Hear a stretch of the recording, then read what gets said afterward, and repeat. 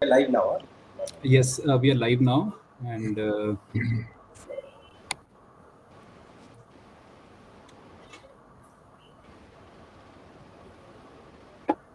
But it has not come yet in YouTube. I mean LinkedIn. so there are 24 people who are already watching us. Yes, it is coming now. Yeah.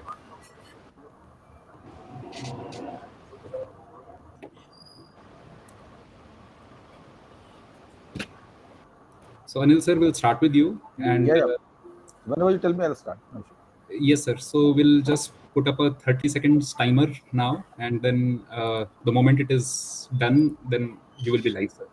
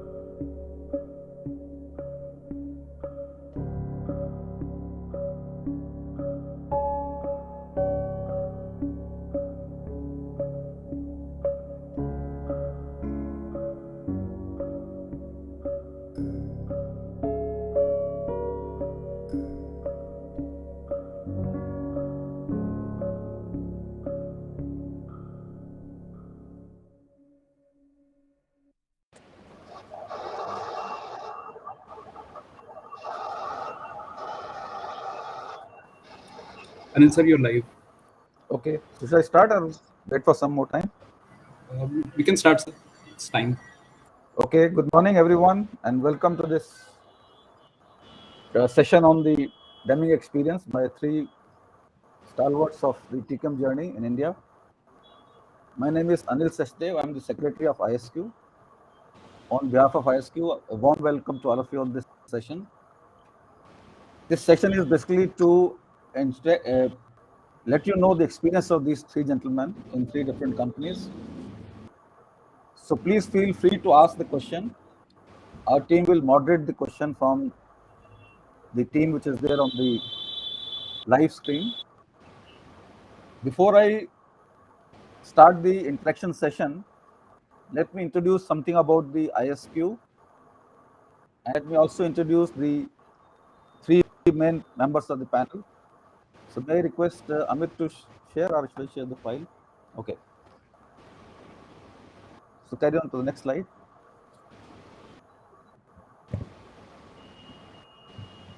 So as you are familiar, ISQ started in 1996, about 26 years ago, as a non-profit body for promoting quality and quality management in India. Idea was to give a platform to individuals, from business leaders to quality professionals to practitioners and academicians. It's an independent body, and it is creating and disseminating knowledge. That's the main focus, and gives a platform to network and learn from each other. You can go to the next slide.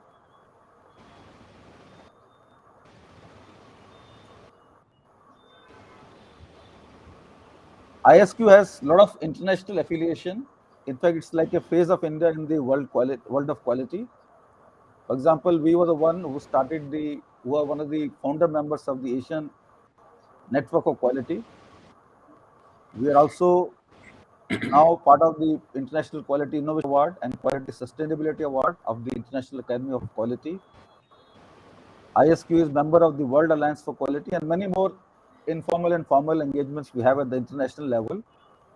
And the idea is to bring the best practices from overseas and share with the industry and members who are part of our community in an open and transparent manner.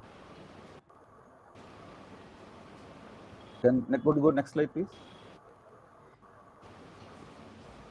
And as every organization evolves, we also have been evolving in the last 25 years.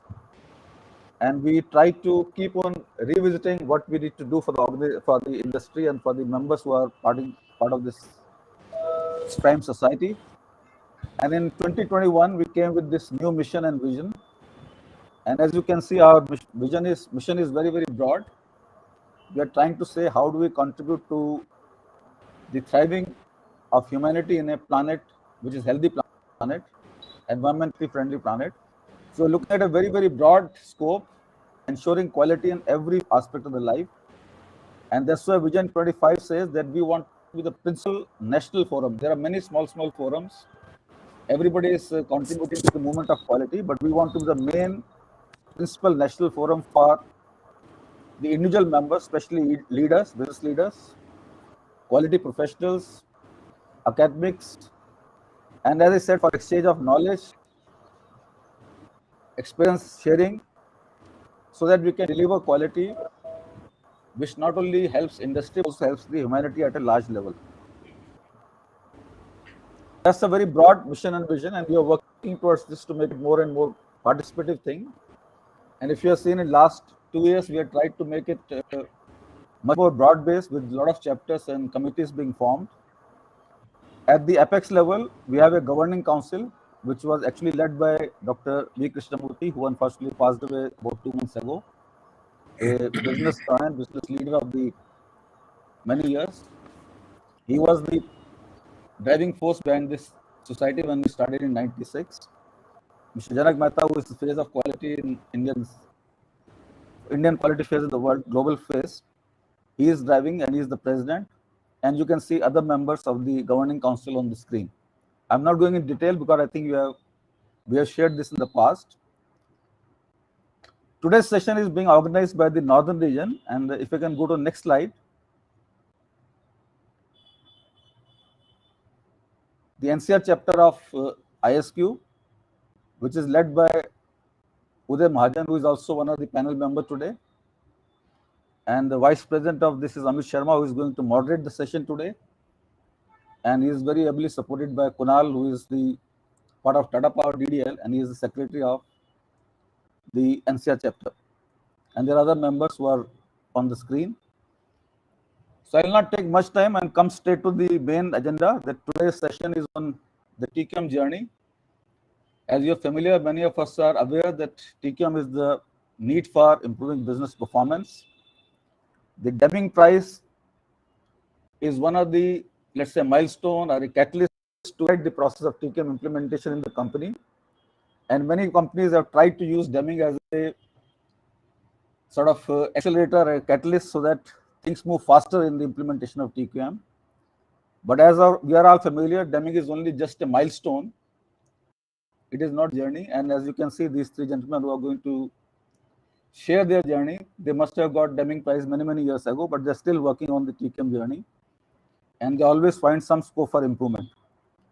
So this journey is very exciting journey, very learning journey. It gives you a lot of opportunity to learn many things in this process.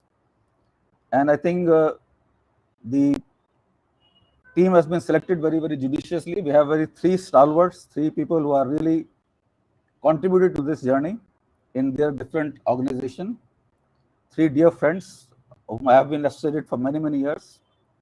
Dr. Pankaj Kumar from Tata Steel, Mr. Raja Chatterjee from Mahindra, and Mr. Uday Mahajan from Indus Towers. So although these companies won Deming prize many years ago, but they're still driving the journey, taking it to the next level. And it is really indeed my pleasure to introduce these three dear friends. One thing common in them is that they are all very modest, very humble, and yet I think they have contributed so much to the quality movement. They are passionate about the quality movement. Personally, I have been very closely associated with them, learned so much from them, and always I bank upon their advice whenever I'm in some concern. I always take freedom to talk to them whenever I want. In fact, yesterday only I spoke to two of them for some issue. So let me introduce one by one these three gentlemen.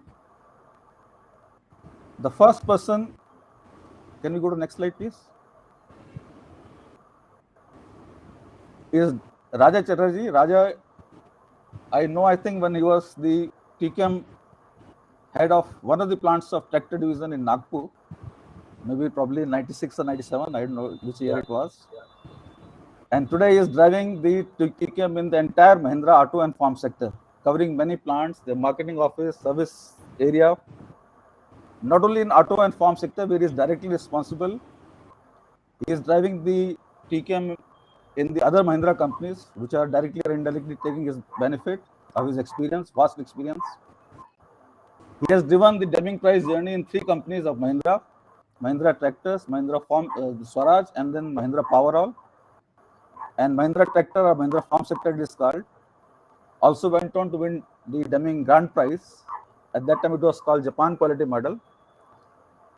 As you can see from his profile, he is a graduate mechanical engineer, executive master in business administration. He is a 6 Sigma black belt from Motla. I think one of the first few to get the certification from Motla in early 2000. He has also driven TPM in many of his plants, which have gone to different awards from GIPM. Personally, he is a 6 Sigma master black belt, expert on leans, design of experiment, and many aspects of quality management. So we look forward to you, Raja, to listen to you and have the insight from you. The next person is, can you go to the next slide, please? The next member of the panel is Pankaj. Pankaj has a very strong academic background. He's just completed his doctorate in quality management from IIT Kharagpur in 2019. Prior to this, he's done his mechanical engineering and master's in industrial engineering from IIT Delhi. He has worked with Tata Steel all his life from 1986 till now, and was the key member of the team which worked for the Deming Prize journey and later Deming Grand Prize journey of Tata Steel. He has been very closely working with Japanese consultants like Dr. Kano, Dr. Ando for TQM, and for Dr. Watanabe, who was the TPM consultant for Tata Steel. His association with Dr. Ando is so close that he wrote a book with him, which is very popular, on daily management, how daily management was worked in Tata Steel. I think 2 things which is not coming on the screen, but 2 important things about him is that he was chosen by the Tata team when Air India was taken by Tata Group to bring a transformation in the Air India. So 6 months he was on deputation from Tata Steel to Air India to bring the transformation. He led the team of about 16, 17 people who are engaged in this journey. And the second point, which is probably not there in the screen, is now he is driving the ISQ activities as the president of the Jamshedpur chapter. So, Pankaj, we look forward to your thoughts and experience. And the third member of the panel is Uday Mahajan. Uday, as you can see, is the GE certified master black belt, lean master trainer, and he has driven the company for many initiatives like the BPM, business process management, 6 Sigma, and later on Deming Prize about maybe 2012 or something like that. 18. And sorry? 2018, sorry. So 4 years ago, yes. And he has done many initiatives which are leading to change management, process improvement, always adopting the new technology. He is now driving the organization to facilitate problem solving through digitization, artificial intelligence, machine learning methodology. And we look forward to you, Uday, for your valuable insights. And today's session, I think we need a moderator, and I am thankful to Amit to lead the moderation part. Amit has again worked in various companies, including JK Tires, Wipro, and he was also one of the person who was the key team members in the Deming journey of Indus Tower under the leadership of Uday. Later on, he moved to start his own initiative of Purple West Education and Technologies. And currently, he is driving operational excellence for a company called Re-Sustainability Limited in Hyderabad. He is a very active member of ISQ. He is the Vice President of the NCR chapter and also the member of Governing Council at the national level. So thank you all of you for joining and giving time to share your valuable experience. We all look forward to listening from you and learn from you. So I will not take more time and hand over to Amit to take it forward. Thank you, Anilji. Thank you so much for your nice introduction. Ladies and gentlemen, very warm welcome to this program and thank you so much for joining us on a Saturday morning. Really appreciate your time and your passion for quality, especially towards the Deming Prize. Now we all know that the Deming Prize is not just the prize; it's a journey. It's something that transforms an organization, and getting that prize is just one of the outcomes. But the bigger outcomes are really in terms of the business transformation that we get. So there are many questions, especially in the new generation professionals. They keep asking the relevance of the Deming Prize as to whether the Deming Prize is relevant in this era of startups, in this era of digital transformation, new age organizations. There are other questions around how can Deming Prize, or the journey towards the Deming Prize help us convert a uh, non-profitable part of the business into a profitable one, or in case of startups, how can it help us gain the customer trust very reliably and in a very robust fashion. So all those questions, dear friends, dear colleagues, are going to be answered today, and it's my pleasure to have the three panelists, Dr. Pankaj, Uday, and Mr. Raja Chatterjee, with us today. Anil sir, thank you so much for giving this introduction. With your permission, sir, we would like to begin with the discussion now. Sure. And So other than that, ladies and gentlemen, we are live on LinkedIn as well as on YouTube. So I'll request you to please follow us on LinkedIn, because that's where you'll keep getting more and more insights and more updates on our upcoming programs, including the ones like this discussion. And we are a non-profit organization, as very clearly articulated by Anil sir, and we are all a group of professionals who work for different companies, and the intent behind this program and the intent behind all the programs of ISQ is to help the society improve in terms of using the quality methodologies. So that means that we will never spam you, even if you follow us on social media. It will only be a valuable discussion that we will have. Okay, so coming to the to this topic of Deming journey, harbinger of excellence. Let's begin the panel discussion. And once again, thank you so much, Raja, Uday, and Dr. Pankaj. Thank you so much for joining us this morning. So the first question that I have for all of you, and I'll request all of you to answer individually, starting with Mr. Raja Chatterjee. That was the reason as to why your organization went. Your organizations were always, big organizations. They were always good, profitable, and had good, customer trust. So what was the reason why your organization had to undertake the Deming journey? So the first question, I'll request Mr. Raja to throw some light on that. Over to you, Mr. Chatterjee. Yeah. So thank you, Amit, and it's a nice question for at this point of time, when we are at the cusp of disruption all over in the world. Uh, it was not a Deming journey per se for Mahindras. Mahindras, if we see the entire businesses which has gone in for Deming, they had reasons to go in for the Deming. But I'll start with our farm equipment sector, which was in the which was the Mahindra brand of tractors, which was there. It decided to go in for Deming Prize much later, but they started their journey of TQM, so to say, way back in 1995.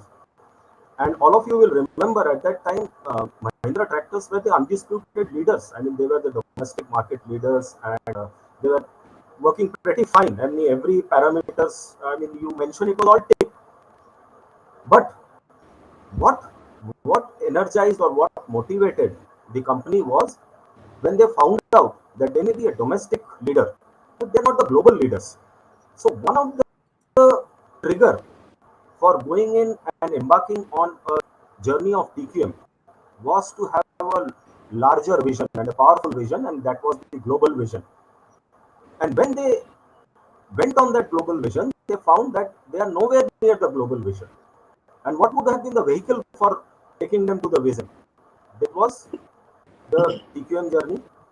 They embarked on the TQM journey. The company sort of went on, and many of my colleagues who were partners, and I thank them for being the partners in the journey who are on this call. I mean, they will remember that our first journey was to set right our product quality. I mean, that was, I mean, some 3-4 years. And after that, it was processes which focused on. And then it was the quality of management. And after having done that, that was a shot which was taken for the Deming journey to be undertaken under Dr. Washio, and even with TQMI, and Anil sir was, I mean, came in touch with Anil sir at that point of time, and because that's where our journey started. So there was a challenge. I mean, the challenge was, I mean, it was a powerful challenge to challenge the global vision. And mind you, even after winning the Deming Prize, uh, we we were number 6 in the global leadership. After Deming Prize, we had only moved one step. We were at number 5.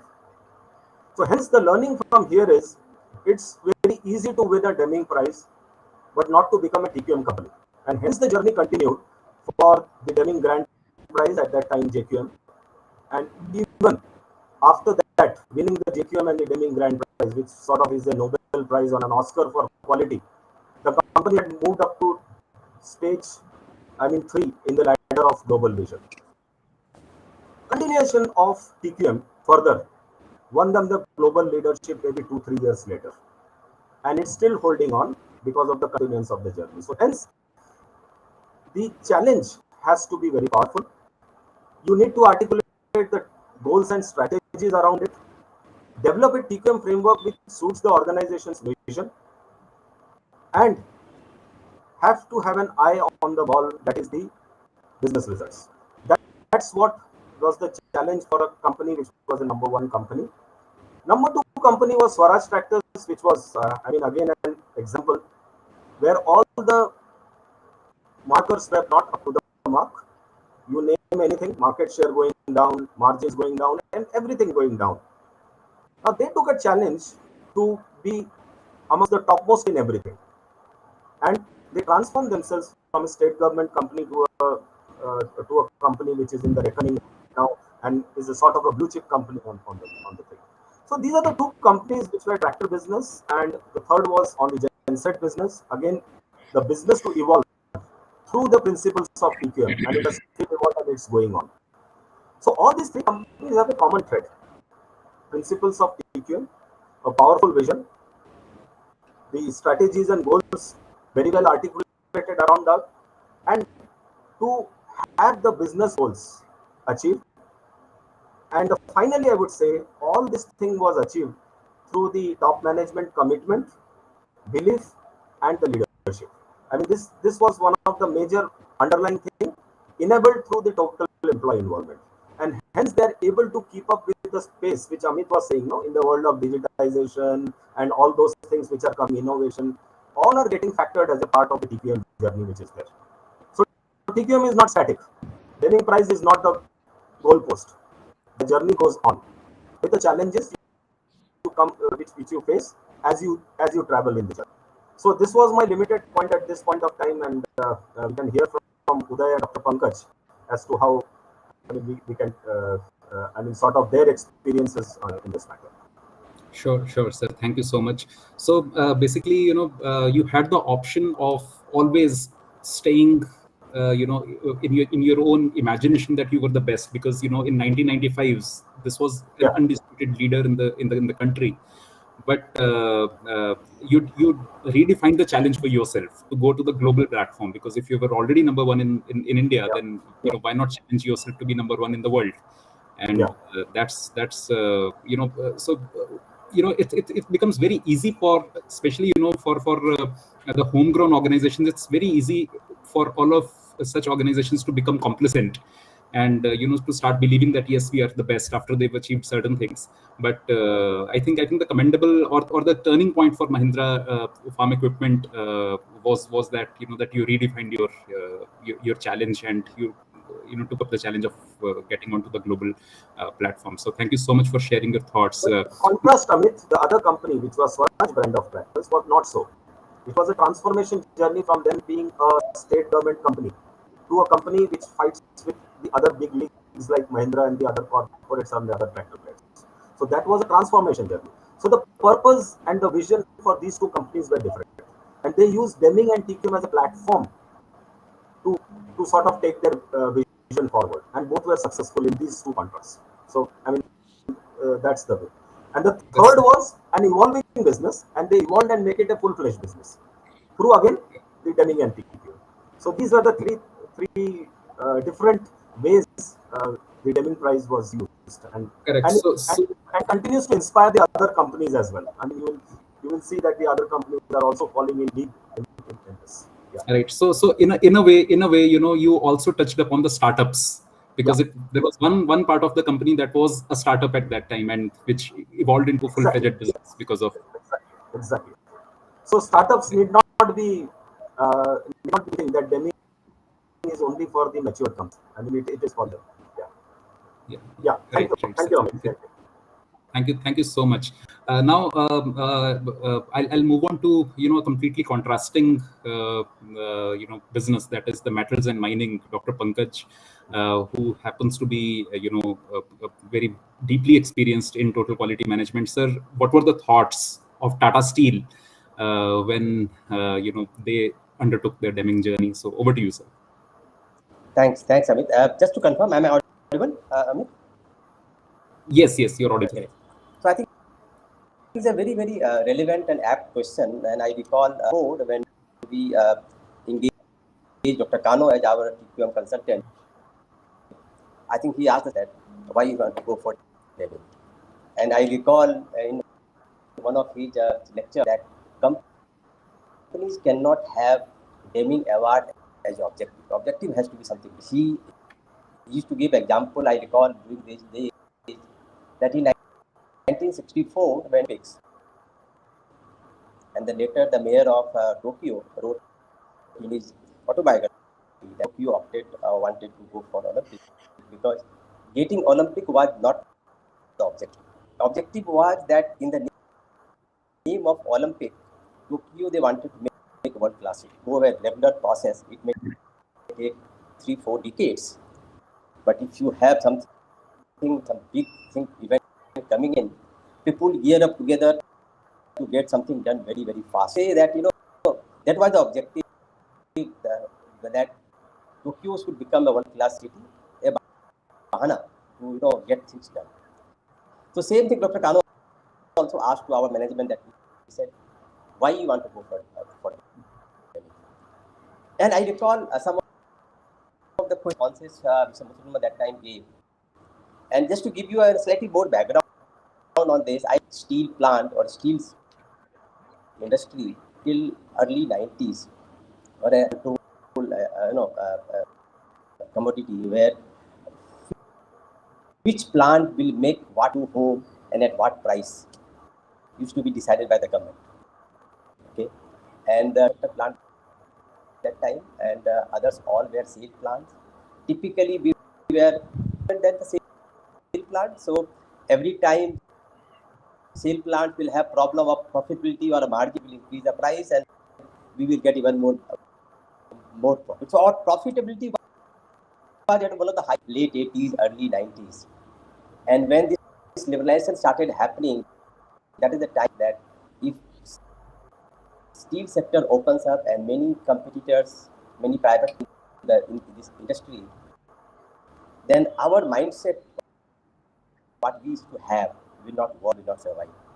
I recall in 1991, our then joint Irani was one of the person in the panel who went to do things, to visit many companies. And there is a time when first time he heard and saw Japan, who has got a Deming prize. So I recall when he came back in 1991, he has given, by 1995, Tata Steel should win Deming prize. Okay. And in fact, I think none of us even heard about from that time what is Deming and what is Deming prize. And that may be one of the reasons why Dr. Irani, without even understanding that how much time it will take, capable of even challenging Deming prize, he gave us a target of 95. Finally, actually, 2008. And why I am saying this is that the work which we started in took us almost 17-18 years to come to to come to a stage in these slides. Now, I will just try to explain, in mindset of the people which we had in 90s. Customer was something which was not important. In fact, we used to have a marketing in Calcutta, but there was no marketing because it was not required. It was only sales. In fact, we used to do some rash demand and then less supply, and customers we never thought it important because in fact customer used to always come to us with a check in advance saying steel, and we say no, we don't have. So things like customer centricity or customer satisfaction was not the words in our vocabulary. Forget about even things like rejection. There are not a KPIs because it is not important. Because who is the complaint? He will not get the material next day. Okay. And I recall, I just give you one example. One of the commodity we used to make is LPG, the hot rolled coil which goes in the making of LPG cylinders, and these are all prices. But the government only used to allow us that if you produce some defective material can be sold in. And I recall that time defective used to give us more the prime grade. So sometimes people used to buy this so that it will come out of the government purview, okay, and the company will have more profit. We can't even think about that. There was a time when this was the state of affairs where if you make now from that stage where customers were nowhere, defect APIs to be monitored, our people's mindset was also like this, that we are has to go by whatever they will get.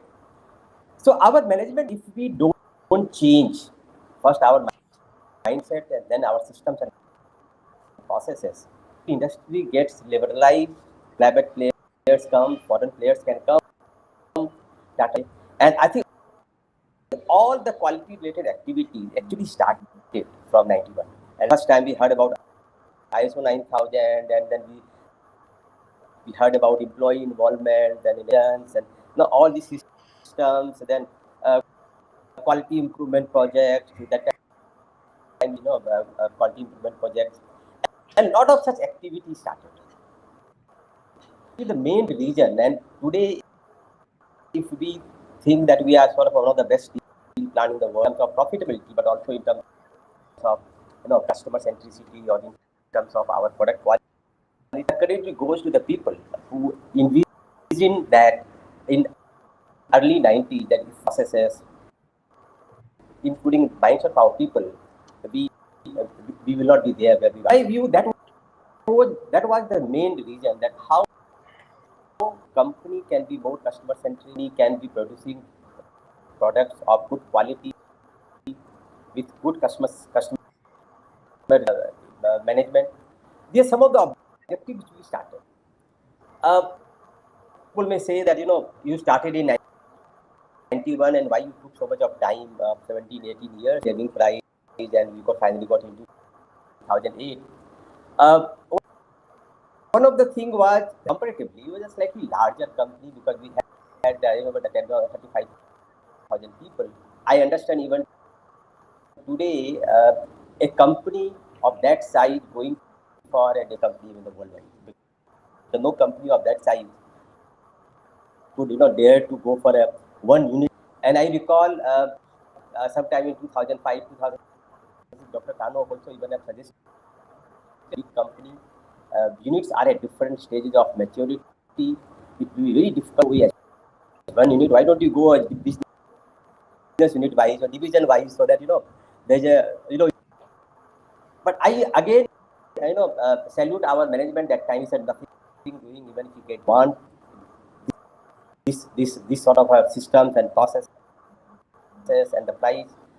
That also makes a lot of informativity, a lot of systematic deployment of things everywhere. This was these are some of the story behind why we went for. Actually, as many of you, we already have a similar like Deming, what we call it, which is basically based on the national quality award of US.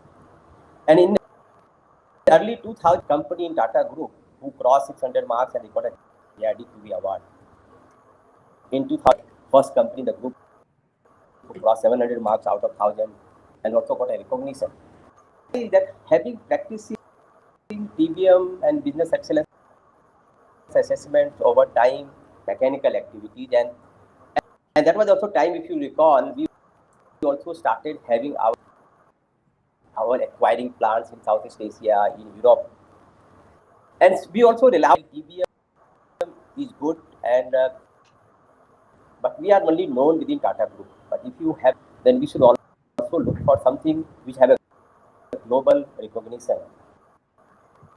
And that also was in 2004, 2005, we vigorously started pursuing, for a recognition, which also will give us, our name worldwide. And that is the time and engaging Dr. Kano, Ando, and others for this training journey. The slightly longer answer I gave, but these are the background of why Tata Steel went for.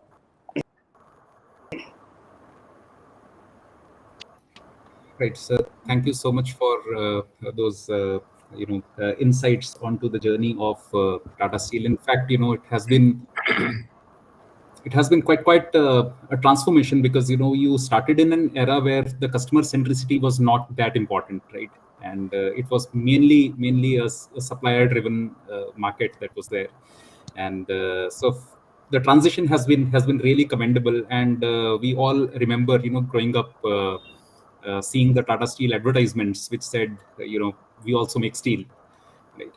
And so commendable, sir. And I'm also delighted to see the comments by Professor Arnab Laha from IIM Ahmedabad. He happens to be in our audience today. So Professor Laha, thank you so much for joining us today, sir, as an audience. And so Professor Laha says that IIM Ahmedabad has a management case which captures several aspects of Tata Steel's Deming Prize journey. So that itself shows how important the institution, the Tata Steel as an institution is, and how significant the journey of the Deming Prize is for the country as a whole. It's discussed as case studies in the one of the top B schools of the country.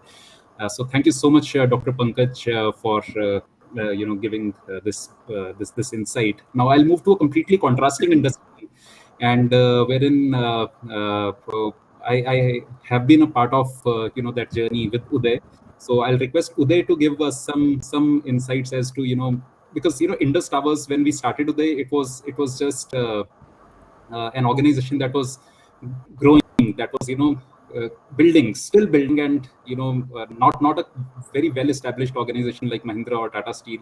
And it was a completely different domain, telecom, right? We are absolutely into services, no physical product that this organization makes. So did not have any experience in the country of driving the Deming Prize journey, in the service sector.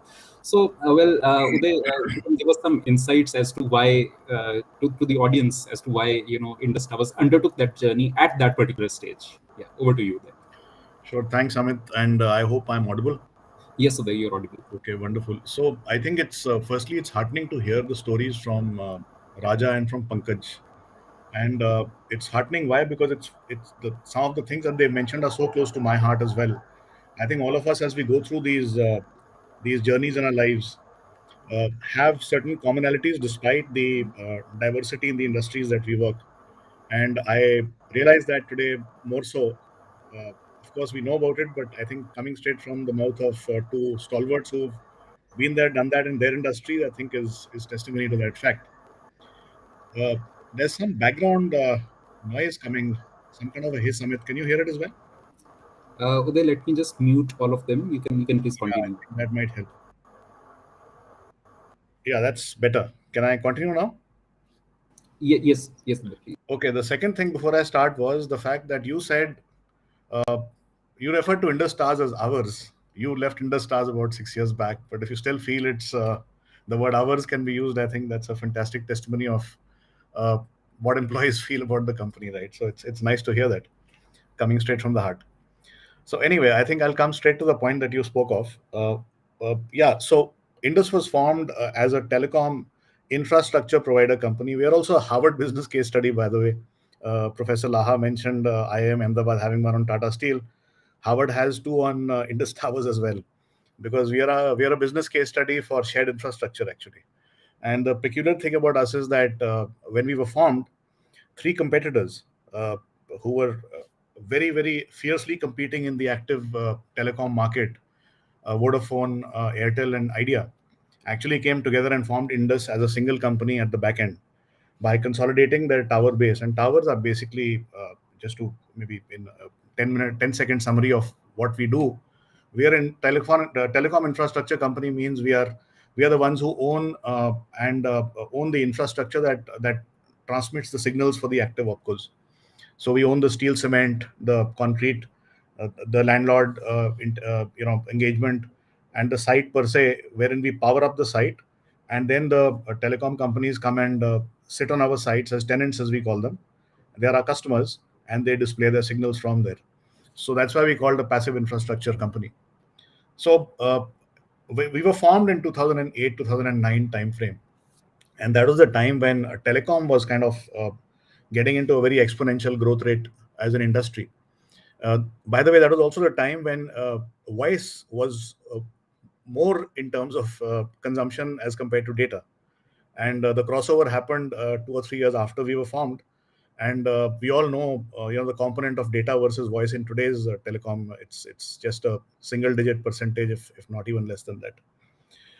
So what happened when we were formed was, first, the good news, we became a $1 billion company uh, as a fledgling. We were $1 billion in terms of revenues on day one of being formed. And along with that came the pressure of, uh, hugely demanding customers, because they wanted us to start delivering on day one, obviously, which is why we were formed. Unlike a factory setup where everything is encompassed in a boundary, we had a base of close to a lakh, 100,000 towers uh, spread across the entire country. Well, almost the entire country, because we weren't operating in all circles at that time, but 13 circles is where we were there, which is the majority of the nation. So there was a geographically diverse asset base. You can even refer to them as 100,000 factories, for the lack of a better word. And to manage that entire show, plus, there was this huge, influx of technology that was hitting the infrastructure, the telecom industry, because of the advances that were being made in line with the data revolution that was expected in the coming years, which we've all witnessed and are a part of even now. And lastly, we were a 3,000 person organization working with close to 30,000 partners at that time. So it was in a way very chaotic, the place where we started from. And then, of course, what comes as the jewel in the crown of all this is the fact that three different companies have integrated to form this, which means employees from the three different companies have come together to form this organization. Three different cultures are mixing together. Three different sets of processes are going to come and hit you, and three different IT platforms, and so many other things that come along with the formation of such companies. So obviously there was a lot of chaos, and we were expected to deliver on day one, like I mentioned. So there was a mix of a lot of issues, and that actually was the trigger. And like the one thing common that I have with Raja and with Pankaj is that we didn't start thinking we'll go for Deming. We just wanted to fix the problem, right? And somewhere along the line, somebody mentioned, Deming as being one uh, title that one could go for, the journey of which might help us solve these problems. So that's where it all started, and we evaluated some of the other models that were there across the globe, and realized that Deming was the one that was being offered to companies outside the base of the price as well, unlike EFQM and the Malcolm Baldrige, where one had to be having some kind of a stake in those continents or those countries to be able to apply for the Deming prize, for the respective prizes. So that's how our journey started. And of course, there's more to it that probably will unfold in due course of time as Amit asks more questions. But I hope that kind of sets the context in terms of how we started our journey. Just a couple of more things I'd like to add here. I think two key people whose names I must mention here who were responsible for driving this, because somebody mentioned earlier that the leadership is not passionate about driving it, it never works. So we had two CEOs. One was Mr. Shantaraju, who started this entire thing, and that time there was a gentleman called Mr. Bimal Dayal, who joined as the COO of the company. And when Shanta retired in 2014, Bimal took over as the CEO, and Shanta had set that momentum going, and then Bimal picked it up with that much more ferocity, and we were all gunning for it, and that's finally what happened in 2018 when we got the prize. So that's one aspect, and of course, two other names which are extremely important for me to name here are Dr. Yamada, who was our sensei from 2012, and Mr. Ramanathan, who I believe anybody who knows about TKM in India would know of him. He is a guru. My personal, special regards for him at all times as somebody who I learn from all the time. He joined us also to guide us in 2016, and these are a few names that I wanted to put forward to also tell ourselves, one, the challenge of the journey, and two, the people responsible for us to be able to overcome those challenges through the journey that we took for the Deming Prize. So with that, back to you, Amit. Thanks, Uday. Thank you so much. It's quite. You made me relive some of those times, and it was so emotional. In fact, to hear you say that, right? Okay, so now one input to audience is that you can please ask your questions. You can start asking questions on your respective. If you're on YouTube, you can just put it up as a comment, and same if you're on LinkedIn Live. Right.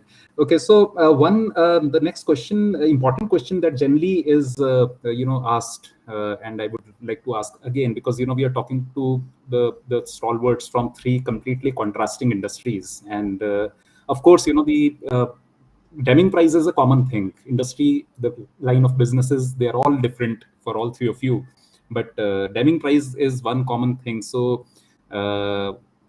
One important aspect is to engage all the employees, right from the top management to the front line, to the bottommost employee. So how did you manage that? What was your journey? So Mr. Chatterjee, if you could just give us some insights as to what happened, how it happened at Mahindra, because this would certainly have been a big challenge for you. Over to you, sir.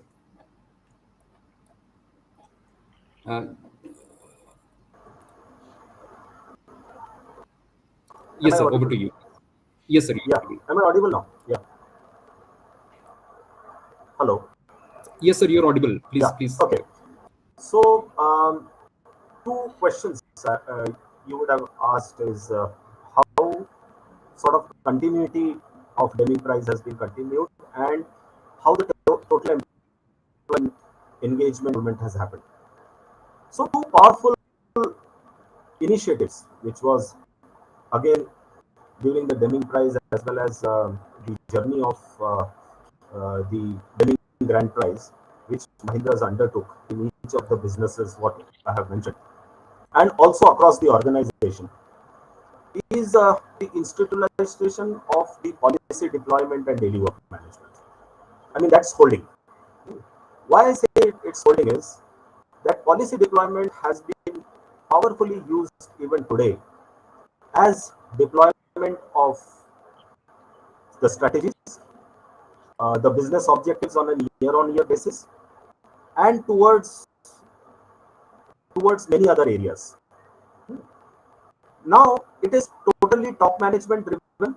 The top management believes it is committed, and it is put it as a part of the structure, as a part of the excellence model, that the top management leadership and strategy has to flow to the last levels of the organization. That's a top-down approach. So policy deployment, even, I mean, at least we have been practicing since last 20 years, and we are still on it. It is giving us the sort of deployment and the alignment which the organization should have with respect to the strategy and its business plans. And it is totally metric driven to the last level of the organization, which gives an impact back to our whatever financial statements or the balance sheet which is there. That's number one. Number two is the powerful way as to how daily work management and standardization happens. Now it's a sort of an initiative which gives the bottom of trust. So I mean there are the approach of the managing point, checking points, identifying the abnormalities, and Dr. Pankaj Kumar's book is aptly referred by any of our business excellence professionals and the people down in the functions. It is kept in each other, everybody's drawer perhaps, and there have been a lot of people who have who have said that I have bought this book. Why don't other 10 buy it? I mean that's the way it has been propagated in the organization. So that's how the daily work management has spread across. It is seen. I mean, as simple as that. How many managing points, how many checking points in your plant, in your function, and and the business as such. How many abnormalities, how many sporadic, how many, and mind you, this acts as an input to the quarterly PDCA, which is run at both the department level, function level, and it is rolled up to the business level. So even the business excellence teams partner with the businesses to run this PDCA, which is both top down and bottom up on a quarterly basis. There is a policy diagnosis which gets fed into the next year's plans as well. I mean that's how it is there. There's some in the form of the past learnings, insights, and everything. Each business customizes this. This is not mandated. The learnings are captured. It is customized to the business the way it is there. But the DNA is such that these tools are used in multiple ways to impact. And with these two blocks which is there, the layer which follows is the total employee involvement. And when you see, when it is top down, perhaps the managerial cadre gets involved. When it is from bottoms up, it is the operational people, even the shop floor workers get involved into doing that. And here triggers the improvement activities. And the improvement activities also happen at multiple layers.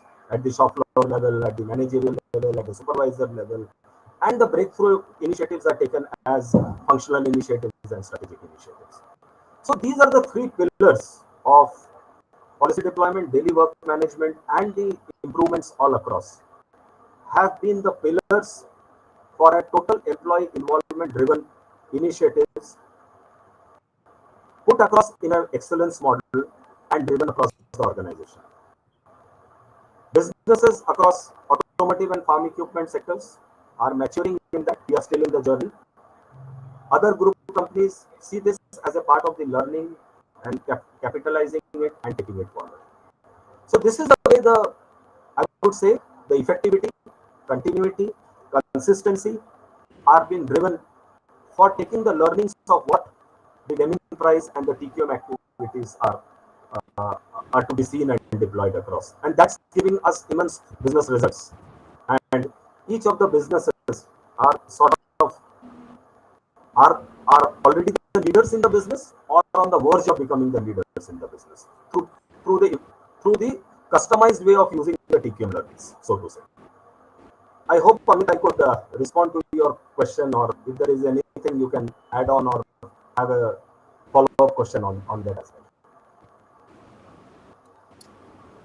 Sorry, sir. I think there was some audio issue in the list that you said. I said that this is what I could state at this point of time. If there is anything or a follow-up question, if I have not answered your whole question, then you can raise that. There are certain interesting questions which have already started flowing in from the audience. We'll take those in a moment. And so, sir, of policy deployment, management, and improvements all across, right? Involving the people in carrying out the improvement that is important. So, and interlinked as well. I mean, they are not standalone initiatives; they are interlinked. They are not standalone initiatives; they are interlinked. They're all interlinked initiatives, and if everybody is part of the some kind of an improvement, small or big, that increases the bonding and that increases the organization and towards the initiative of driving the TQM. Yeah. It has, while it contributes in terms of improving the business, that also has a big psychological impact on the people in terms of increasing their affiliation towards their psychological affiliation In a way, it becomes towards the organization. it is trigger for the culture building. I mean, in a way, all of these things Hmm. builds a culture. It builds a Right. culture of alignment. Right. Builds a culture of working together in collaboration. All of Right. these things, and these are the pillars of how the TQM can work. I mean, it drives total employee involvement in it. Sure. So Sim, your discussion, and maybe pivot on to management, because we've got you also mentioned the book of Dr. Pankaj Kumar as to how it helped. And sir, personally for me, I think it's a pleasure, because read it couple of times, and it's really what should I say? I mean, it's share the stage with you, because I've never interacted with you face to face. I've only read your books. So Dr. Pankaj Kumar, now I'll request you, sir, with all the humility, to kindly tell us more about daily work Yeah. management and its importance in the overall Deming journey. I mean, before Over to you. Dr. Pankaj takes over, I'll just take a 20-second. We are Yes, sir. students of the 4-student model, Dr. Pankaj. So over to you. Yeah. So nice of Adipat to speak about my book, and I'm so happy that it helped you in your TPM journey. In fact, that was the reason. And since we are talking about this subject, I recall when we had our Deming exam, and when I was being questioned by one of the examiners, because I was explaining to him management. At the end of the examination, they said, wrote in the report, is that Dr. Kano and other consultants would have taught you why daily management and what is daily management. And they never taught us how to do daily management. And this is how typically any Japanese country will teach you, but how part you have to customize this, because it may not be applicable. Everything may not be different. So with the help of Professor Ando and Dr. Kano, under Dr. Kano's advice, we develop a framework, we develop some flow charts, we develop some, some, and then we communicate to the people that this is how we should do it. As this month, we found a lot of issues, a lot of gaps, and then we immediately corrected. Over the last 20 years, we did 6-7 rounds of PDCAs itself on how to do daily management industry. And in 2008, when we are presenting our case to Deming examiner, they good that you have developed your own way of doing daily management quite well, and that was very satisfying for us. In fact, one of the examiners had suggested that why don't you share this with the whole world, because in fact, Dr.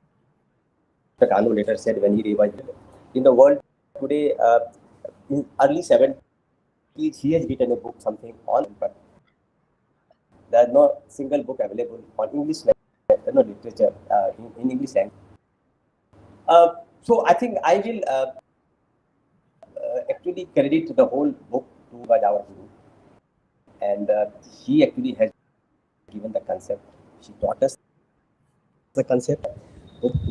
Yes, I only shared from Tata Steel practical cases. How did we? He explained, and I only contributed on behalf of Tata Steel. How did we do it? Some very fundamental, understanding. I would say about anything about daily management before I became in charge of daily management in Tata Steel. So I did gurus from Sando and others, and then we try to implement something. Today, if you see in a company, everything we do, we explain to the people in terms of, and I think many of you are aware of what is SI. It is basically that everything we should do, or anything, must be addressing one of these three eyes of Buddha, which is called sustenance. So, in fact, in our dictionary, and maybe something, I'm talking about Tata Steel, which we were either aware of, we were giving much focus on, because we were taking things guaranteed. I was saying that if he will do it, so why do you need to build even processes around that? Who should do? He's doing it or not? And if he's not doing it, why he's not doing it? What problem he or she has created, or what should we do to see that same thing doesn't get repeated? We used to take a lot of issues will come, and we will we were very good in firefighting, and we'll try to solve it. Who came first time, he realized this gap in our system, and he said, while over time we have done good work happened, but then in your company there is no good framework of how to salvage doing a firefight. And at the time we started appreciating this concept of such, we actually fine tune our existing processes through ISO or a lot of other systems. Everybody in the company is aware of what is my role, what is my objective, what are my targets on KPIs, how do I do the work, whether I have a standard operating. And once these are all done, then we say whether you have given training, are the people following SOPs or not while doing the work. Then are you also tracking KPI? Are you comparing with targets? And these are okay, good enough, continue. Then these abnormalities, what we call it, must be addressed. First correction, and then these are also looks very logical and very commonsensical, but unfortunately have systems and processes built in our company to make sure that these and done by every level of employees. So I think out of all the TPM vehicles, I think this is one vehicle that Tata Steel got through this TPM initiative and the Deming challenge initiative, because this is the one we actually develop systems, processes with so many rounds of PDCA, so that everybody does it. In fact, today when you talk Amit, I just want to add there also, that in SII framework today, sustenance and improvement, the two part of the eyes of Buddha, I don't think people have option. So it's not that you may not do. It's not that everybody has to, and our systems and processes don't have any option of not doing sustenance and not doing improvement. So we cannot ask everybody to do innovation or something new. It is something which has to be done, and in fact there are metrics built around these department-wise, division-wise, section-wise, individual-wise, to make sure that all in sustainability. So this is something which I like to add, the background of what has been our learning through this process. In fact, I recall some with Professor Ando used to say that in Tata Steel, you are doing so much of, but you have so much of reward and recognition systems to who make improvement. We used to have many functions where monetary, non-monetary awards were given. Didn't have any R&R process if somebody is doing his job well first time. Okay. This is your job. So why should we reward people to do good sustenance activity? In fact, based on his advice, we actually now develop, and today also we are doing it. We also have vision for the people, not only who makes improvement, but he also makes the process stable. Job he or she is supposed to do well. So I think these are some of the learning of Tata TQM, especially on daily management. Thank you, sir. And it's evident that that you have mastered the daily work management as an organization and as an individual both. So now, after reading your books, some of us have already improvised further on it. And I would like to take the example of Indus Towers here, because that is one organization where they have successfully automated the daily management. And I'll request Uday to talk a little more about it. Uday, over to you, please. So Sure, Uday should thanks, write Uday. a book. So they should write a book also teach us how you have improvised. Uh, thanks, Dr. Pankaj. Yeah, so in fact, we are in the process of doing that. Uh, I That's don't great. want to talk about it right now, but it's still in the works. Hopefully, we'll have something out soon. And I promise to send you a copy. Even though I had to buy yours from the market, I will send one to you free of cost. We learned a lot from your book, and it sits in my drawer as well, like Raja mentioned. And it is a wonderful piece of work.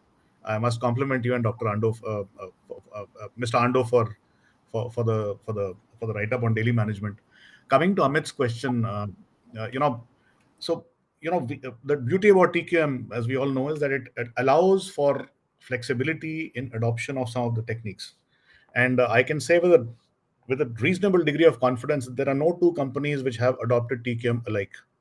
There is always going to be some flavoring that goes into the kind of industry that we're dealing with, the kind of people, the kind of size, diversity, and things like that.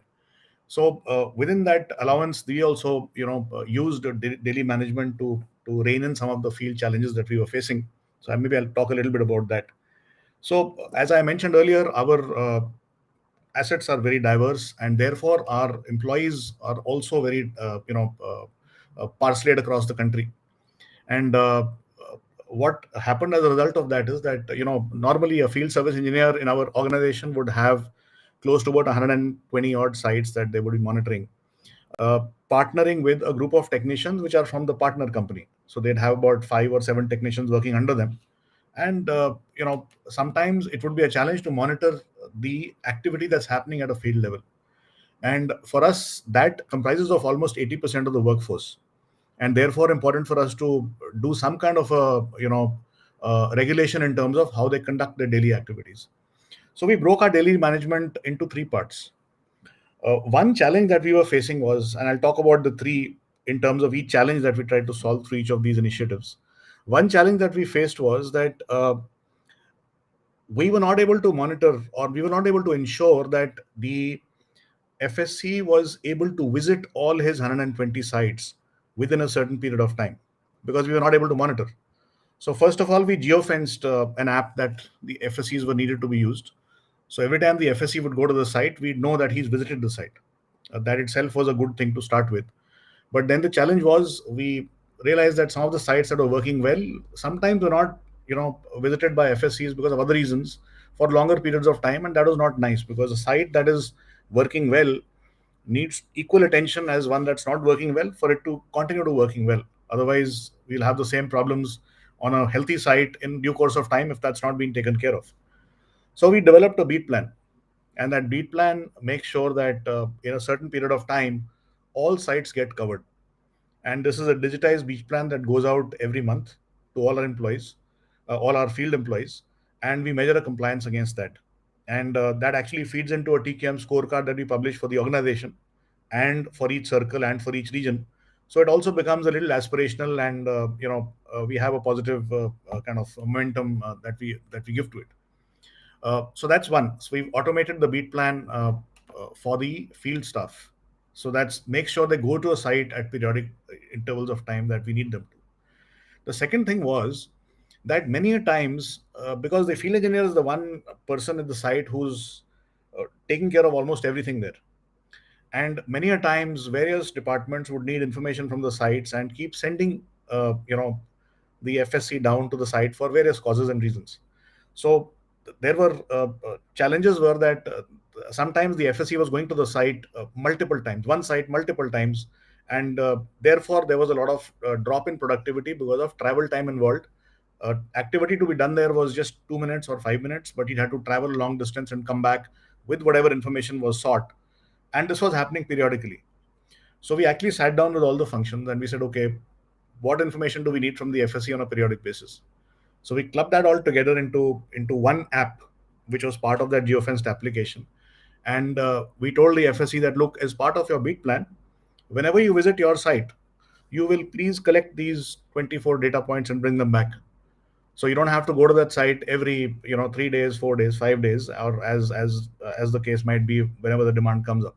So that helped us prevent multiple footfalls on the same site, and made sure that he was actually doing everything that was required to be done once when he went to the site. So that was called the activity compliance. So one was going to the site frequently. Two was, when you go to the site, do you do everything that's needed to be done at that site? And the third thing was the metrics.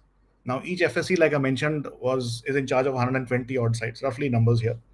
And we have metrics like uptime, we have metrics like preventive maintenance compliance, alarm compliance, and things like that, which are very typical to our industry. But if they're not monitored effectively, it's very hard for the FSC to put a finger on how healthy his portfolio of sites is. Earlier, what we were seeing was that he was himself the master of his own data, and he was not getting a consolidated input for all his sites together. So now, regardless of whether he goes to a site or does not go to a site, on Sunday evening in his smartphone, he gets a list of 5 or 6 parameters with graphs plotted of targets versus actuals for 5 parameters that he was supposed to have monitored or delivered the previous week. There is a gap that is identified, and he's required to fill up the CCA on the app itself. So it's a digitized version. We started off with papers, but eventually we digitized it, and because we wanted to get them to touch and feel the data. But when that became a part of their system, we digitized that. And now what we like to reiterate is the quality of the CCA that is being filled, and the improvements that are being carried out to bridge those gaps. Alongside that data also comes next week's plan. So any shortfalls that he may have had in the previous week are also factored into the next week's plan. And therefore, it makes sure that he's on top of the metrics for his portfolio of sites. And thanks to policy deployment, which also Raja spoke of some time back, he understands how his activities fit into the larger scheme of things as far as the topmost official in the company is concerned. So he now knows his sites very well. He also knows how he is contributing to the success of the company, and now he's suddenly aware that he's actually responsible for crores and crores of assets that sit on his 120 sites. So a lot of sensitivity has been generated, thanks to the automation of daily management. And we, sitting at corporate, are able to immediately see, what's the compliance levels in each circle, in each area, etc., and take remedial actions as needed. So it's a very typical case of Indus using it for a diverse portfolio of assets, and it's worked very well for us. And we hope any other industry who's like us is able to adopt it. And we are always ready to offer learnings from our experiences to anybody else who wants to explore those options as well. So that's one example of automation. There are several others, but I'll keep quiet in the paucity of time and hand it back to you, Amit. Thanks. Yeah, thanks, Uday, and that's actually a great example of how the Deming prize becomes more and more, the Deming journey becomes more and more relevant, and how it can be applied in the modern era. You digitize something like that sets a great example that involves a lot of employees. And we are talking about how many people are there here after the merger? Yeah, it's about 5,000 now, a little less than 5,000.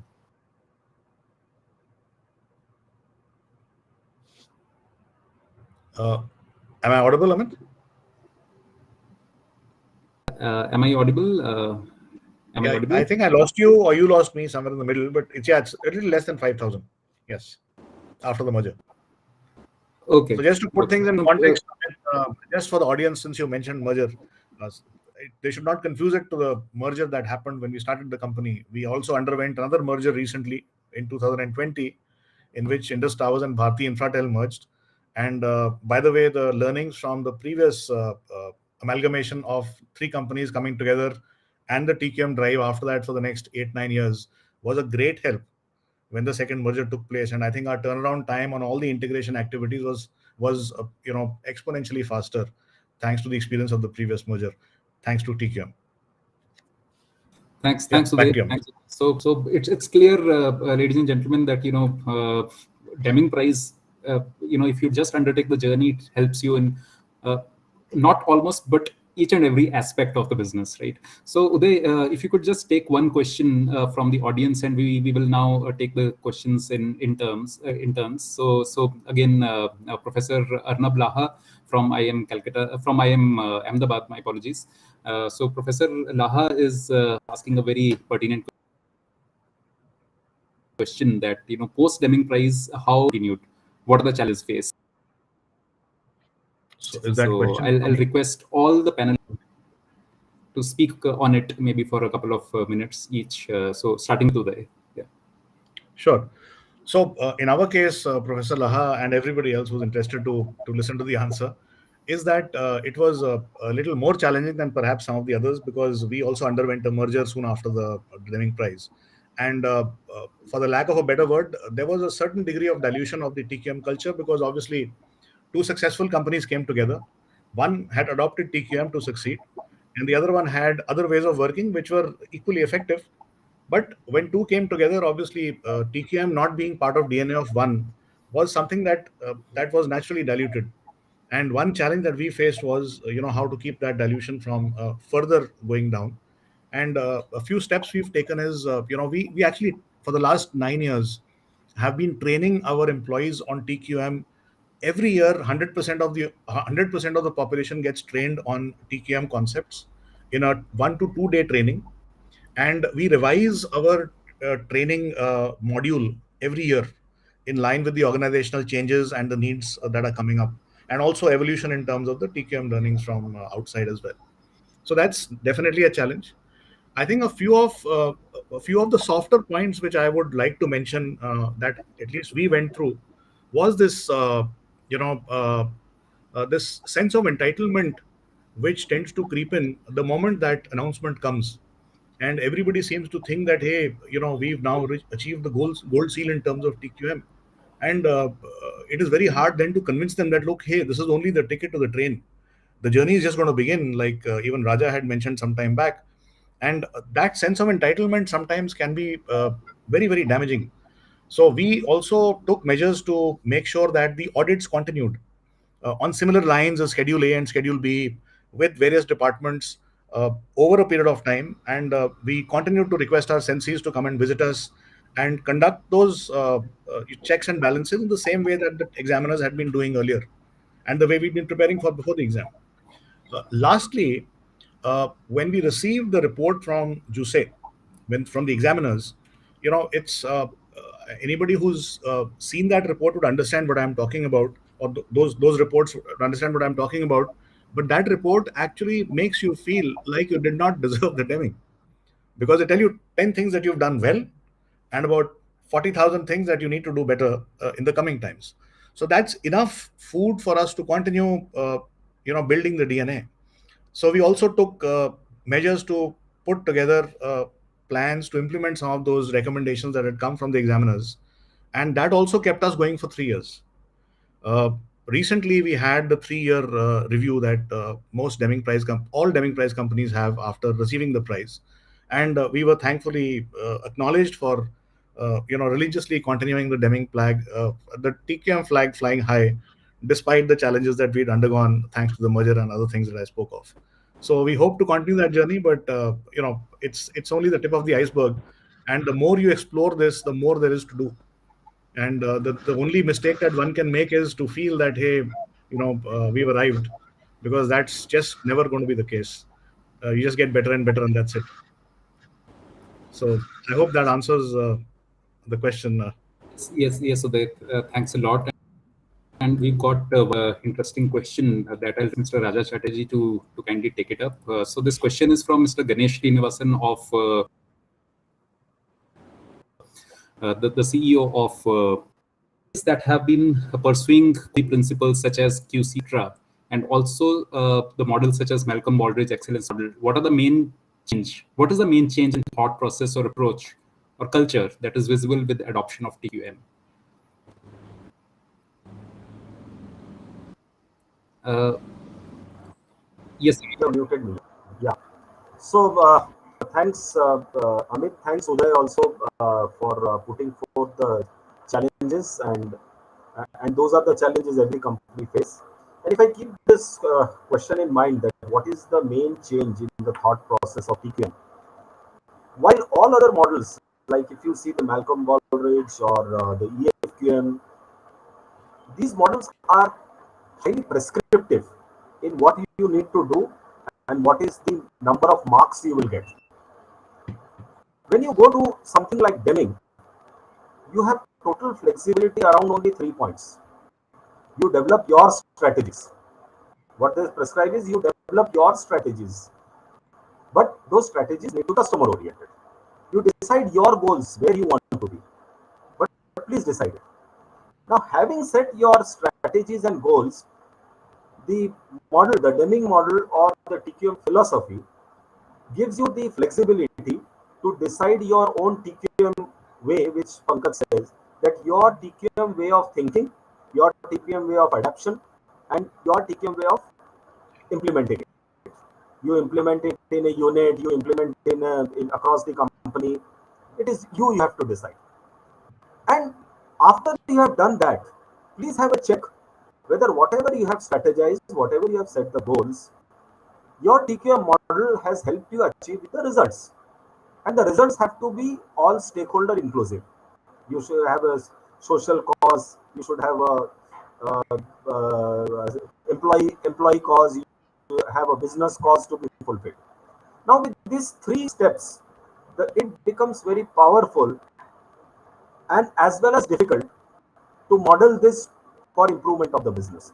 So the difference, the main change in thought in the approach is in TQM is to set up these three very clearly across the organization, and also to put forth that model works for us. Now Deming or TQM model is such that you need not have to earn marks. You have to see to it that whether you have put the right strategies in place, a structure or a mechanism to execute those strategies and help get the business results.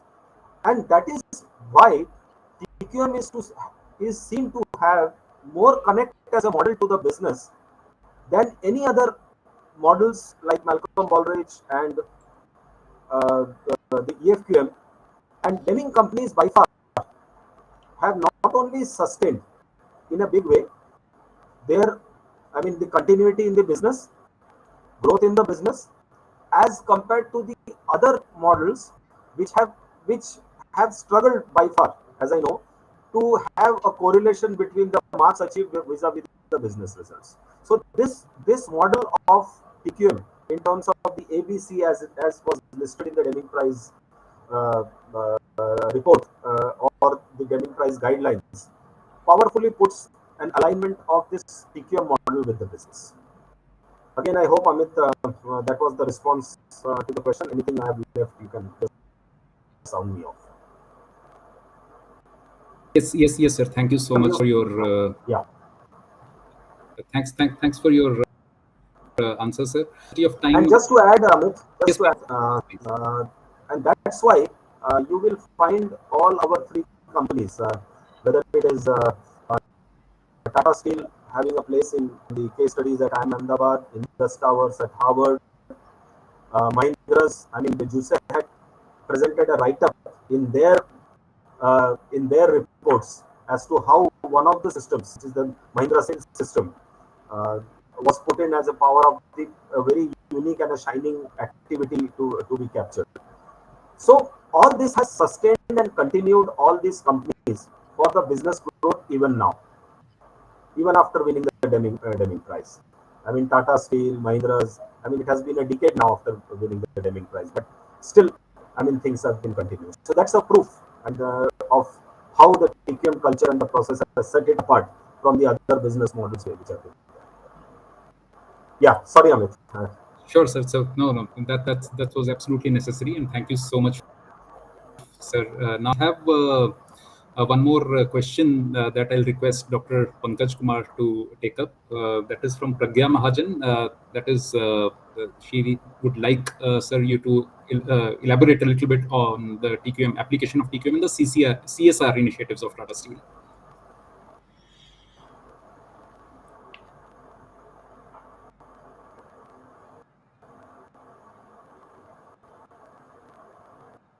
Amit, you'll have to unmute.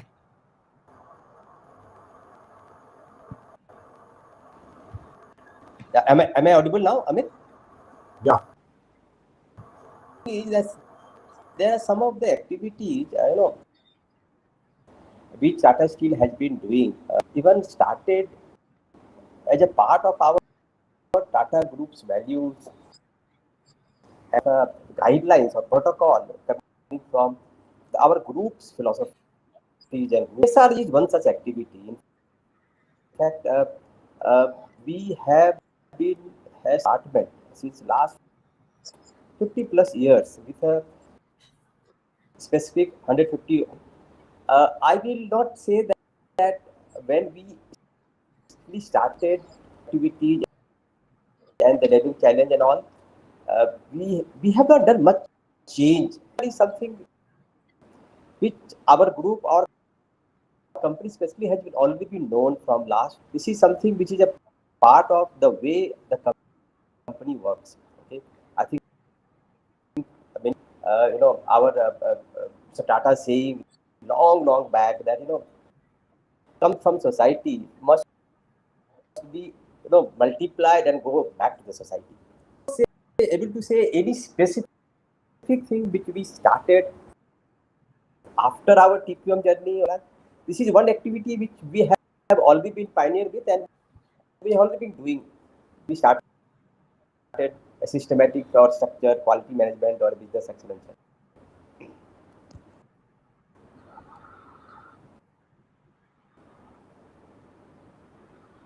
One thing I can say through this TQM journey, one thing which we also added is case study is how a systematic problem solving tool, how to do daily activities.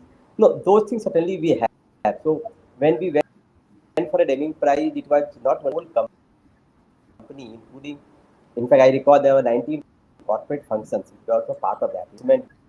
We had 6 divisions assessment. 5 was the manufacturing unit and 6 okay. Corporate function means separately safety, environment, finance, IT, CSR, sports department, we are a medical services department. Each one of these functions part of our Deming assessment scope and our present quality management journey scope. So management or whether it is a policy management or whether it is an improvement project, full and equally deployed in all such functions, including CS. Right, sir. Thank you so much. So we've got a lot of questions on the monopoly business. So if a business is monopolized, or if a business is kind of doesn't have, does it still make sense to undertake the Deming journey? And so, ladies and gentlemen, all 3 organizations that we are talking about, although they are coming from completely contrasting domains, but they practically, you can say that they did not have a solid competition when they started with the Deming Prize. They challenged themselves. The challenge was not given by their competitors. Indus, just one of the largest telecom towers in the Tata Steel practically had no competition, or very little, at least in India. As we've already heard from Mr. Raja Chatterjee, that in 1995 it was undisputed leaders in the farm equipment. But these organizations, the common thing that happened with these organizations was that they all challenged themselves to take them to the global level with the current status that they have. So if you are a monopoly business, don't be complacent. Challenge yourself and go ahead and take the path of total quality management, and that's the way to go. You will certainly have more and more insights, more and more improvements into your organization. So in the paucity of time, ladies and gentlemen, we will be able to take one more question, although we've received many questions through YouTube and through LinkedIn. We will the questions are there with us, and we will try and get those get the answers across to you offline after this session. But one more question that we would like to take here is that the question is to Mr. Chatterjee and Dr. Pankaj both, that both of your companies have implemented Deming and TPM. How you managed to implement both, and what were the learning and difficulties in implementation? The question is from Dr. Pankaj, would you like to take this question first? I think it's a very regular question in many companies when they start multiple initiatives, and we also realize that Tata Steel over last 20 years. See, as I said earlier, our improvement journey started early 90s, and somewhere in 2003, 2004, we realized the things. We talk about TQM, we were doing TPM, we were doing Six Sigma, Eliyahu Goldratt, we were doing TOC, and lot of things were happening. And maybe we are doing a lot of duplication, and people also will get confused, TQM or TPM, because some of these initiatives also have their own prescriptions. Okay, I think TPM know how to go part. So one of the job I recall Dr. Kano when first time he came, why don't you integrate all such initiatives together and of how to make improvement? And that is the time I think many of us sat together and we said, what is the objective? And then how can we do a customized for Tata Steel, and what we call it a Tata Steel's integrated improvement framework, which all our learning from Six Sigma deployment, TPM deployment, TUC deployment, and sometime in 2004, 2005 started have launched our Tata Steel's way of making improvement. So I think told that Mahindra also has Mahindra way. We also have some sort of this Tata Steel way of making it. We follow that Aspire model which we have, which is primarily based on TQM. We have integrated all our learnings from TPM, Six Sigma, TUC, these four vehicles of TQM. And so that a lot of duplication of activity, and in fact, there's also time when we used to have multiple agencies who are in charge to different structure. So I think again on based on Dr. Kano, only develop an integrated improvement model for Tata Steel. We also put all the people who head, reporting to COMD of the company. So that by design, since the framework was there, by design things got integrated, and non-value-added activity which we were doing to some extent sometimes got eliminated. My advice to many companies I have been that we have learned from this. Many such initiatives over time have been evolved in different parts of the world. And copying it, we should also understand why it is required. And companies advise, it is always advisable from our side that you develop your own sort of a customized model, improvement, whether it is sustenance or improvement or innovation, and rather than being given together. So that will be my advice to the participants. Yeah, Raja, you can. Thank you, sir. Over to Mr. Chatterjee, sir. Yeah. So I'm responding to the question that we have managed both the TQM and the TPM philosophies together, and how it has, in fact, it has been a sort of a lethal combination for us in terms of success. When we started TPM after we were on the last lap of our Deming Grand Prize, so JQM to say. At that time, there was a realization we need to scale up our manufacturing excellence, because manufacturing was moving towards Industry 4.0 and something like that. So we thought that TPM is a tool for getting into manufacturing excellence. And after what we have done for the business, let's focus on manufacturing per se. As we progressed, the first stage, that is the Excellence Award, and the second stage of Consistency Award in TPM, and we were challenging the Special Award. We sort of experimented and sort of found a connect between TQM and TPM. And there we found out that what perhaps in TQM we say managing points, checking points, is what TPM in a JIPM parlance is the key management indices, or the key activity indices, so to say. So both the philosophies of TQM and TPM say the same thing. It is we as companies try to interpret it in a very different way. Ultimately, the philosophy is both TQM and TPM. They say decide your strategies and your vision. They have to be powerful enough. The the the vocabulary for TQM is something which is to do with the managing points and checking points. The JIPM methodology will be your KMI and the KAI, but all speak about your process and the system improvements in line with your vision, delivering the business results. Have a check of it, deliver it with effectivity, consistency, continuity, and each company will have its unique activities to achieve the same.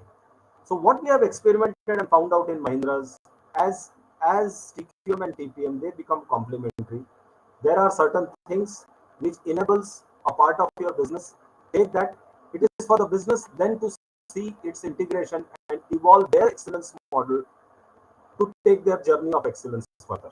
That's what has been the experience and the experiment Mahindras could do with these two philosophies standing together, and both has helped us in a very big way, and cumulatively they have helped us in a much larger way than they are. So that's the point, Amit, I wanted to put forth. Thank you very much, sir. Thank you, and thanks to all three of you for a very wonderful discussion. So I think it was worth spending time on Saturday morning on this particular topic because personally, I'm taking a lot of learnings from the three of you back home, and I'm sure our audience is also equally enriched in terms of their knowledge. And I'm seeing some very encouraging comments on both the channels that we are live on. Audience, thank you so much. I'll now request the Executive Director of Indian Society for Quality, Mr. Prabhakar Shettigar, to kindly come on screen and deliver the vote of thanks. Mr. Prabhakar, over to you, please, sir. Good afternoon, everyone. And that was, I think, a very insightful panel discussion. And I'm sure our participants had a lot of takeaway from this. Let me thank the three esteemed panelists, Dr. Pankaj Kumar, Mr. Radhip Chatterjee, and Mr. Uday Mahajan, for sparing your valuable time and giving valuable inputs during the panel discussion. I also thank Amit Sharma for moderating it very well and bringing out many useful inputs to the audience. Thanks to Anil Saddev, who introduced ISQ and the panelists to all of us. And I also thank the two people behind the scene, Mr. Kunal Parikh, who is the Honorary Secretary of NCR chapter, and Tina Bopaya, Mrs. Tina Bopaya, who is the executive of ISQ. So let me also thank all the participants for joining today, and thanks everyone for whatever the questions you have asked. I think the answers will definitely benefit everyone listening to it. So, and we have some more panel, knowledge sharing sessions will be coming shortly. Also, like every year during November, we'll be having the Quality Month lectures on Saturdays, and you can definitely, have many, four esteemed speakers speaking on the four Saturdays of November, and the annual conference is also coming up in December 9th and 10th. This time it is going to be at Chennai. So I'm sure many of you would like to participate in all these events and the promote the missions and objectives of ISQ, which is also to the benefit of India. Thanks everyone. Thanks for your time and have a great weekend ahead. Yes, thank you.